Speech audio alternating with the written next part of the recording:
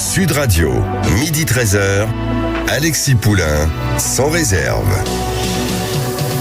Et bonjour, donc Poulain sans réserve jusqu'à 13h. On va parler bien sûr de cette actualité tragique, un enseignant tué par couteau à Arras et des blessés. Pour en parler au téléphone avec nous, Denis Jacob, policier, également syndicaliste à Alternative Police CFDT. Bonjour Monsieur Jacob. Bonjour. Que savez-vous de ce qui s'est passé à Arras et évidemment, on a tous en tête l'assassinat de Samuel Paty, savoir un enseignant tué dans l'enceinte d'un lycée, c'est assez choquant. Quelles sont les informations que vous avez aujourd'hui ? Oui, c'est totalement choquant et bien évidemment on fait tout de suite le lien avec ce qui s'est passé pour Samuel Paty et j'aurais tout d'abord une pensée pour la famille de la victime mais également des personnes qui ont été blessées puisque au moins deux personnes auraient été blessées. Ce que l'on sait, alors les circonstances de cet attentat, puisque moi je considère que c'est un attentat, au regard des éléments à ma disposition, je ne sais pas comment ça s'est passé. En tous les cas, ce que je peux vous dire, c'est que les policiers n'étaient pas très loin puisqu'ils étaient mis en place sur le dispositif relatif à la manifestation qui va avoir lieu aujourd'hui, puisque la manifestation devait passer devant cet établissement scolaire.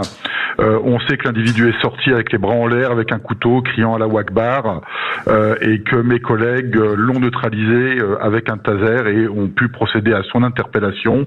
On sait également qu'a priori il était avec son frère qui potentiellement pouvait se trouver devant un autre établissement scolaire, mais tout cela sera précisé au niveau de l'enquête et ça les autorités feront le nécessaire. A priori, et là aussi je mets toutes les réserves utiles et nécessaires puisque je n'ai pas les éléments de l'enquête pour le moment, mais ces deux individus pourraient être fichés S. Oui. Et bien évidemment, on ne peut pas s'empêcher, en tous les cas en ce qui concerne Alternative Police CFDT, de faire le lien avec ce qui se passe actuellement au Moyen-Orient. Ouais. Là encore, il n'y a pas eu de revendication de cet attentat. On ne sait pas quelles ont été les motivations de ces deux frères.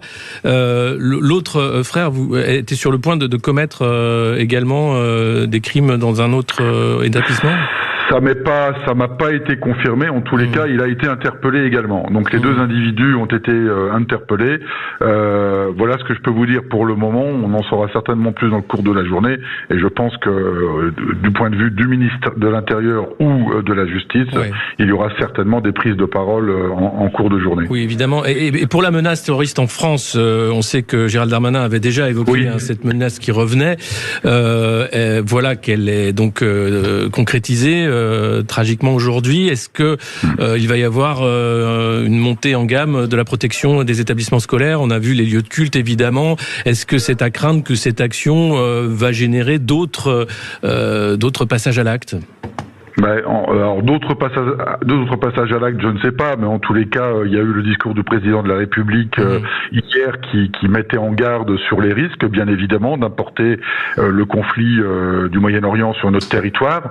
On verra si il y a un lien entre ce qui s'est passé à Arras et ce qui se passe là-bas.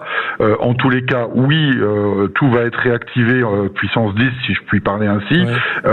Gérald Darmanin avait annoncé une mobilisation de plus de 10 000 effectifs sur la sécurisation notamment des lieux de culte, les synagogues, en particulier des écoles, et bien évidemment ça va être étendu aux établissements scolaires et à tout site qui peuvent faire l'objet d'un risque bien évidemment de nouveaux actes comme celui-là. Donc 10 000 effectifs supplémentaires et une alerte rouge donc de tous les services déjà enclenchée avant même aujourd'hui. Oui, ça c'est ce qui est déjà été mis en place par rapport à la protection que l'on doit à la communauté juive sur notre territoire et bien évidemment on va renforcer la sécurité des établissements scolaires même si Vigipirate était toujours en action, mais bien évidemment le dispositif va être renforcé dans les heures et jours à venir. C'est indéniable au regard de ce qui se passe.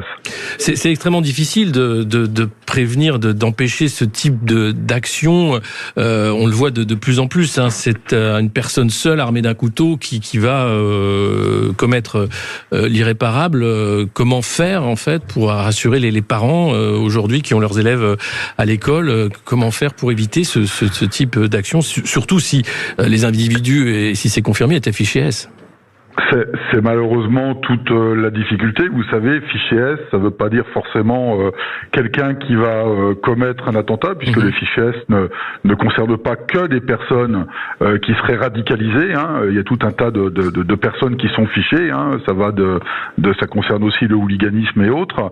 Donc de toute façon, c'est très compliqué à gérer. Bien évidemment qu'ils font l'objet d'une plus ou moins grande surveillance en fonction des éléments à notre disposition au titre du fichage S, mais on peut pas malheureusement être derrière chaque personne et sécuriser chaque lieu de France, que ce soit des supermarchés, des écoles, des établissements bancaires, etc. On doit essayer d'anticiper au mieux, mais il faut bien évidemment appeler à la vigilance de toutes et tous. Okay. Je veux dire que là, il y a nécessité d'être attentif et chaque personne peut aider les services de sécurité à empêcher de nouveaux actes en étant particulièrement vigilant dans les transports en commun également.